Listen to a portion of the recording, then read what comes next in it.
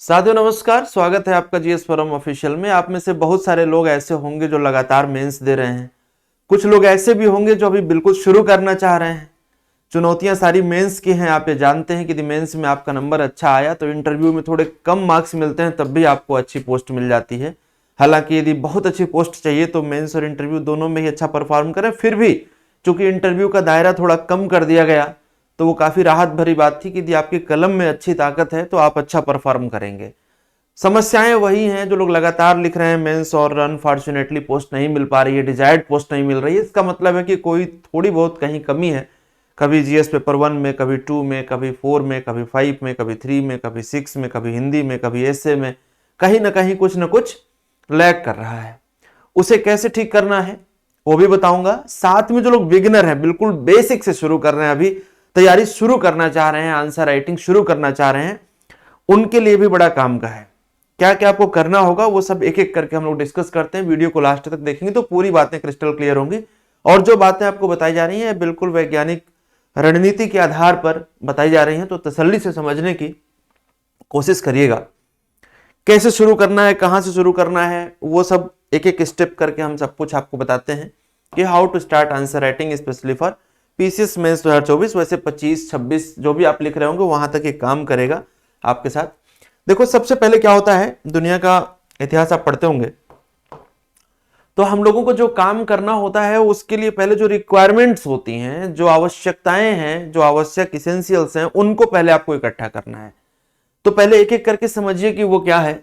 सबसे पहला पॉइंट है कि आपके पास सिलेबस होना चाहिए, नहीं कि आपका पाठ्यक्रम होना चाहिए। पूरे के पूरे 6 पेपर जीएस के और हिंदी और एसए में आयोग ने जो अपने स्टैंडर्ड नोटिफिकेशन में आपको सिलेबस लिख के दिया है, वो सिलेबस आपके पास प्रिंट आउट होना चाहिए और पॉसिबल हो तो आपके सामने वो वॉल पर पेस्ट होना चाहिए, ताकि आप उसे हर समय देखते रहें कि जीएस पेपर 1 2 3 4 5 6 में, हिंदी में, ऐसे में क्या क्या सिलेबस प्रेस्क्राइब्ड है। दूसरा जो सबसे अहम बात है वो क्या है कि अब जब आप प्लान करेंगे कि हमें आंसर राइटिंग लिखना है तो आप देखो कैसे लिखोगे। आपको भी पता है कि एक एक पेपर में कई सारे सब्जेक्ट हैं। जैसे जीएस पेपर 1 में आप बात करेंगे तो art and culture, word history, post independence, modern history, ancient medieval भी पढ़ना आपको, ज्योग्राफी पढ़नी है, बहुत सारे इंडियन सोसाइटी आपको पढ़नी है। तो ये सब आपको पढ़ना है।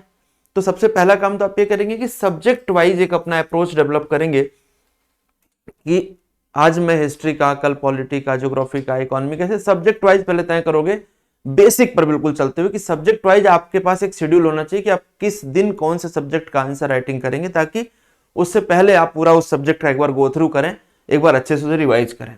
दूसरा क्या है कि पेपर वाइज आपके पास शेड्यूल होना चाहिए। अब पेपर वाइज शेड्यूल का मतलब क्या हो गया, जैसे मान लो आप जीएस पेपर 3 लिख रहे हैं तो 3 में जितने भी मॉड्यूल हैं, इंडियन इकोनॉमी भी उसमें शामिल है, सोशियो इकोनॉमिक डेवलपमेंट पूरा आपको देखना होगा, इकोलॉजी एंड एनवायरनमेंट देखना होगा, इंटरनल सिक्योरिटी देखना होगा, डिजास्टर मैनेजमेंट देखना होगा। ये सब पूरा आप इंक्लूड करके एक शेड्यूल बनाएंगे कि किस दिन आपको पेपर वाइज लिखना है। ठीक है, पूरी बात करूंगा, क्या टाइमिंग होनी चाहिए, कैसे लिखना है, कैसे इवेल्यूट होगा, सब कुछ। तीसरी जो सबसे इंपॉर्टेंट पॉइंट है वो आंसर बुकलेट आपके पास होनी चाहिए। आंसर बुकलेट कैसी होती है वो आपको पता होगा। किसी भी बुक शॉप पे आप जाएंगे और बता देंगे कि यूपीएससी फॉर्मेट की आंसर बुकलेट दे दो, तो वो शॉपकीपर आपको आंसर बुकलेट दे देगा यूपीएससी फॉर्मेट की। उसमें दोनों तरफ लाइनें बनी होती हैं जो आपको छोड़ देना होता है, और बीच में आप के पास स्पेस होता है जिसमें आपको लिखना होता है। तो आप यदि प्रैक्टिस कर रहे हैं तो आपको ऑलरेडी पता होगा, नहीं कर रहे हैं तो आप बुक शॉप से जाकर के उसे खरीद लीजिए।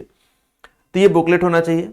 इसके बाद एक जो सबसे इंपॉर्टेंट पॉइंट है वो पर्टिकुलर एक कोई पेन जो आपके हाथ में अच्छे से ग्रिप बनता हो, जिससे आप अच्छे से लिखते हो, लंबे समय तक लिखने में उंगलियों में दर्द ना होता हो, उंगलियों में निशान ना पड़े, मतलब आप कंफर्टेबल हो उस पेन के साथ, तो वो आपके पास पेन होनी चाहिए। और याद रहे, जिस पेन से आप आंसर राइटिंग की प्रैक्टिस कर रहे हैं उसी पेन से, उसी पेन का मतलब एग्जैक्टली वही नहीं, मतलब वही पेन का ब्रांड, वही पेन पर्टिकुलर, वो आपको यूज करते रहना है, क्योंकि आदत पड़ जाती है, उस कंफर्टेबिलिटी आपको साथ में आ जाएगी, तो उससे अच्छा आप मतलब 10-15 लाइन आप ज्यादा लिख पाएंगे बाकी अन्य उसके तुलना में। दूसरी चीज की मल्टीपल पेन नहीं यूज करना है कि ग्रीन, रेड और पूरा वहां पे कैलीग्राफी नहीं करनी होती है। सिंगल पेन यूज करिए। बहुत आप यदि एक्सपर्ट बनना चाहते हैं पेन यूज के मामले में तो आप ब्लैक और ब्लू दो यूज कर सकते हो। वैसे मेरी सलाह है कि ब्लू सफिशियंट है। ठीक है, इसके बाद जो सबसे इंपॉर्टेंट पॉइंट है कि अपने दिमाग को, कहते हैं ना कि सबकॉन्शियस माइंड की एक ट्रेनिंग होती है, जैसा हम सोचते हैं वैसा हम करते हैं, और जो हमारे थर्ड प्रोसेस में चलता है, बैकएंड में चलता है, वही हम कर रहे होते हैं। और बॉडी का एक अपना क्लॉक होता है, जिस टाइम पर उसे हम जो कमांड देते हैं ना, बॉडी उस टाइम पर वो चीज डिमांड करती है। तो स्टैंडर्ड टाइम जो है वो आपको पता है आयोग का, वो टाइम है, यदि हम बात करें 2 पेपर एक दिन में आपको लिखने होते हैं, सुबह 9:30 बजे से लेकर के और दोपहर 1:30 तक, ये आपका एक पेपर होता है। और दूसरा जो आपका पेपर होता है वो 2 बजे से लेकर के 5 बजे तक होता है। तो सबसे पहली बात तो आपको ये समझना है साथियों कि यहाँ पर थोड़ा करेक्शन कर लीजिएगा, ये 12:30 तक है, ठीक है, 9:30 से 12:30, ठीक है। तो यहाँ पर आपको क्या करना है, यहाँ पर आपको अपना पूरा पोटेंशियल इसी टाइम में डालना है। मतलब एक बार आप सुबह बैठ जाएं और थोड़ा सा ब्रेक लेकर के, just like the examination hall, फिर 2 से 5, ये 3-6 घंटे आपको आंसर राइटिंग की प्रैक्टिस करनी है। थोड़ा डिफिकल्ट टास्क है, कैसे करेंगे मैं समझ सकता हूं, लेकिन जो लोग करेंगे निरंतर आप देखेंगे कि आपका इंप्रूवमेंट होना शुरू हो गया है।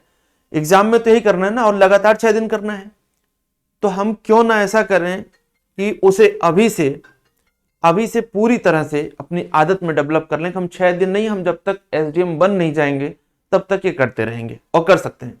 और ये कैसे डेवलप होगा, आपके पास विल पावर होना चाहिए, इच्छा शक्ति होनी चाहिए कि आप ही वो व्यक्ति हैं जो बेहतरीन तरीके से आप इसे कर सकते हैं, ठीक है। इसके बाद क्या करना है, एग्जाम लाइक एक इन्वायरमेंट क्रिएट करना है। मतलब कि आपके आसपास जो लोग हों वो पिन ड्रॉप साइलेंस रखें, वो अपने अपने काम में बिजी हों, आप क्या कर रहे हैं उसमें कोई इंटरफियर न कर रहा हो, कोई इलेक्ट्रॉनिक गैजेट्स नहीं, सब कुछ एग्जाम लाइक एनवायरनमेंट आपको क्रिएट करना है अपने कमरे के एक छोटे से हिस्से में, कॉर्नर में, ठीक है। इसके बाद दोनों पेपर लिख करके रिलैक्स कर लें, सेल्फ इवैल्यूएशन करें, अपनी ही कॉपी को दोबारा पढ़िए आप और महसूस करिए कि आप उसमें कहां इंप्रूवमेंट कर सकते थे। जहां इंप्रूवमेंट कर सकते हैं अगली बारी वो आंसर लिखते समय वही गलती नहीं होनी चाहिए, ये आपका काम है। और इसके साथ ही साथ कोई आपके पास एक मेंटर हो, जो सीनियर हो, कोई टीचर हो, जो आपकी कॉपी को एक बार देख करके वो बता सके कि इसमें कहां पर इंप्रूवमेंट आप कर सकते हैं, ठीक है। इस प्रकार से ये सारे इसेंशियल रिक्वायरमेंट्स हैं। अब बात आती है कि हाउ टू स्टार्ट, कैसे शुरू करें, कैसे शुरू करें। तो डेफिनेटली एक बड़ा प्रॉब्लम है ये, खास करके लर्नर्स जो अभी शुरुआत कर रहे हैं, जो बिगिनर है उनके लिए। लेकिन जो आपको बताने जा रहा हूं एकदम वो मील का पत्थर है, समझिएगा। पहली बात तो आप ये समझो कि एनसीईआरटी को आपको आधार बना के चलना है। मीडियम, हिंदी, इंग्लिश दोनों में एनसीईआरटी अवेलेबल रहती है, तो एनसीईआरटी को आधार बना के चलना है। उदाहरण के लिए हम लोग समझते हैं जैसे आप क्लास 12th की एनसीईआरटी उठा लिए हिस्ट्री की, और चैप्टर आप उसमें पढ़ रहे हैं कि विचारक, विश्वास और इमारतें, सांस्कृतिक विकास आप पढ़ रहे हैं, कल्चरल डेवलपमेंट पढ़ रहे हैं। तो पहला काम तो आप ये करेंगे कि कंटेंट को बहुत ध्यान से पढ़ेंगे, चैप्टर को बहुत ध्यान से पढ़ेंगे। तय कर लीजिए एक दिन में कितने चैप्टर पढ़ने हैं। नंबर ऑफ क्वेश्चन कोशिश करिएगा कि 20 लिखें एक दिन में, लेकिन चैप्टर आप लिमिट कर सकते हैं, 6 चैप्टर, 5 चैप्टर, 8 चैप्टर, जितना भी आप पढ़ सकते हैं। पहले चैप्टर बहुत थॉरली पढ़िए, जो जो पॉइंट, जो फैक्ट्स आपको लगता है कि आप यूज कर पाएंगे अपने आंसर में, रिक्वायर्ड हो सकता है, उसे सर्कल करके अपने दिमाग में भी और साथ में कहीं शॉर्ट नोट्स के फॉर्म में निकालते रहिए कि या ये चीज आपको यूज करनी है। जब चैप्टर आप समाप्त करते हैं मेरे भाई, तो आपको पता होगा कि एनसीईआरटी में इस प्रकार के क्वेश्चन दिए होते हैं। जैसे देखिए, इसमें क्वेश्चन दिया होगा कि क्या उपनिषदों के दार्शनिकों के विचार नियतिवादियों और भौतिकवादियों से भिन्न थे? अपने जवाब के पक्ष में तर्क दीजिए। कई बार ऐसा देखा गया है कि कमीशन हूबहू ऐसे ही सवाल उठा करके एनसीईआरटी से रख देता है, जैसे जैन धर्म की महत्वपूर्ण शिक्षाओं को संक्षेप में लिखिए। तो अब आपको ना क्वेश्चन के लिए तरसना है कि क्वेश्चन कहां से मिलेगा, ना कंटेंट के लिए, दोनों आपको बता दिया सोर्स। बेसिक शुरुआत करने के लिए पहले हाथ चलना तो शुरू हो। देखिए, आप ध्यान से समझिएगा कि एनसीईआरटी जो होती है वो आपको एक लैंग्वेज फ्लेयर जनरेट करती है कि आप कैसे लिखेंगे, भाषा जो आपके हाथ चलेंगे उसमें शब्दों का क्रम कैसे रखना है, वाक्य कैसे बनाने हैं, कैसे अपनी बात को समझाने की कोशिश करना है कम से कम शब्दों में, वो एनसीईआरटी से आप बेहतर सीख पाते हैं। और साथ में क्वेश्चन भी उसी कंटेंट पर बेस्ड होता है। तो इस प्रकार से आप देखेंगे कि आपकी तैयारी शुरू हो गई। जो अभी तक रुकी हुई थी, जो कॉन्फिडेंस बहुत लो था, वो धीरे धीरे अब क्या होगा, बढ़ेगा। और एक टाइम आएगा जब आप सुपर स्पीड में आ जाएंगे। और फिर उसके बाद इसी के साथ ही साथ जब आपको लगे कि बेसिक से थोड़ा ऊपर बढ़ रहे हैं हम लोग, तो फिर जो स्टैंडर्ड किताबें हैं उनको भी क्लियर देख लीजिएगा। और ऐसा कुछ नहीं है कि स्टैंडर्ड किताबों में बहुत कुछ अलग लिख दिया गया जो एनसीईआरटी में नहीं है, मिला जुला करके बात वही है। कहने का तरीका सबका अपना अलग अलग होता है। इसी प्रकार से यदि आप ज्योग्राफी उठा रहे हैं, मान लीजिए क्लास 11th की ज्योग्राफी है, तो देखिए क्वेश्चन सीधे सीधे पूछा जाता है कि what are the forces suggested by Wegener for movement of the continents. जो कॉन्टिनेंट मूवमेंट कर रहे हैं उनके पीछे कौन से फोर्सेस जो है वो वेगनर सजेस्ट करते हैं। तो सीधा सीधा सवाल है। अब यदि एनसीईआरटी का आप चैप्टर पढ़ोगे ये, तो वहां पर आप पहले कॉन्सेप्ट पढ़ोगे फिर आंसर आप लिखोगे।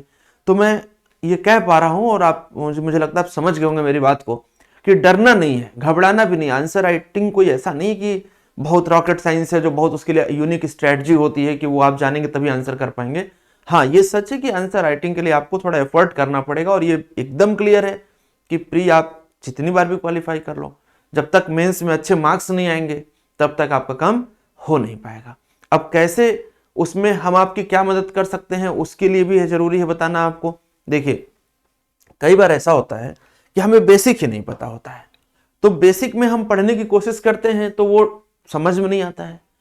ऐसे में आप एक काम कर सकते हैं कि हमारी 500 प्लस टॉपिक की कॉन्सेप्ट प्लस फैक्ट की जो सीरीज चलती है यूट्यूब पर, चल रही है सीरीज रात को 8 बजे से, इसको आप एक तो देख सकते हैं। इससे बहुत सारे टॉपिक का बेसिक क्लियर होगा आपका, ठीक है। दूसरी बात यह है कि आप हमारा ये एप्लीकेशन डाउनलोड कर लीजिए। इस पर हम आप लोगों के लिए बहुत सारे स्टैंडर्ड कंटेंट वीडियो जो कि मेंस में काम आएंगे वो देते रहते हैं। तो आप इसे डाउनलोड कर लीजिए और यहाँ पर आप रजिस्टर करके लॉगिन कर लीजिए। साथ में ये चैनल सब्सक्राइब कर लीजिए जिससे कि कोई भी वीडियो आंसर राइटिंग से संबंधित या नोटिफिकेशन से संबंधित कुछ भी हम आपको दे रहे हैं तो उसकी नोटिफिकेशन आप तक समय से पहुंचे और आप उसका लाभ उठा पाए, ठीक है। तो मैं उम्मीद कर रहा हूं मेरे साथियों की जो हमने बताई है उस मार्ग पर आप चलेंगे और थोड़ा बहुत आप जल्दी ही ये काम शुरू कर देंगे। रिजल्ट का वेट नहीं करेंगे क्योंकि इस बार आपका रिजल्ट आता है और आप यदि मेंस लिखते हैं तो निश्चित रूप से आपके सामने चुनौती बहुत बड़ी होती है कि मात्र 2-2.5 महीने में इतने 8 पेपर की तैयारी प्रॉपर करके और सेलेक्ट हो जाना। और देखिए एक बार आप स्लिप करते हैं तो 2 साल निकल जाता है आपके हाथ से। ऐसे में कोशिश यही करिए कि यथाशीघ्र जितनी जल्दी हो सकता है तैयारी करके सेलेक्ट हो जाइए। हमारी अग्रिम शुभकामनाएं आप लोगों को। मिलते हैं फिर लाइव क्लास में। नमस्कार।